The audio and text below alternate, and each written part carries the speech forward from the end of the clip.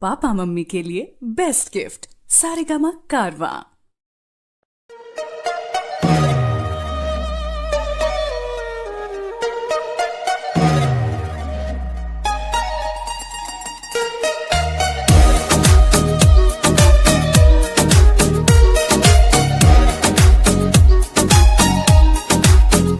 तोहर शॉट है dress impress दिल हमार करेला बारू जाड़ा के धूप रूप देख के न मन भरेला।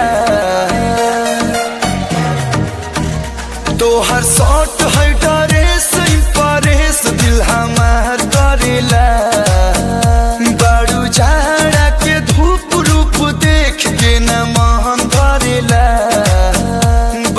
बिखरल तोहार ओपलाली चटकार दूजे हाबी बगाल गुलाबी तोहर कातिल बा फिगर हरे पतली कमर खोले खाती दे द दिलवा के चाबी तोहर अखिया भइल बशरबी तोहर कातिल बा फिगर।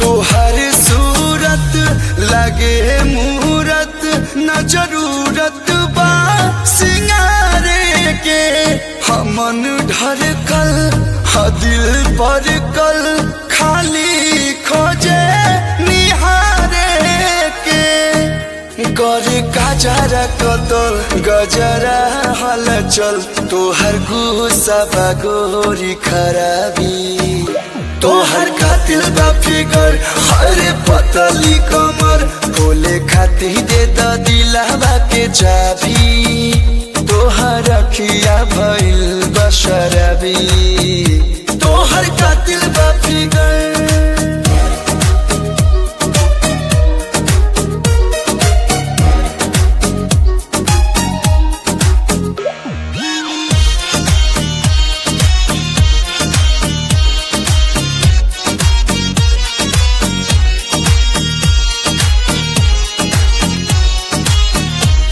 करे घायल तोहर पायल प्रियांशु प्रिंस के दिलवा हो कहे कलुआ बांधिल पलुआ न कोनो बात गिलवा हो तोहर सीन दिल के सोर दिल का छोटेला मोर नखरा लखनऊआ नवाबी तोहर कातिल बा फिगर हरे पतली कमर खोले खाती दे द दिलवा के चाबी तोहर अखिया भइल बशरबी तोहर कातिल बा फिगर।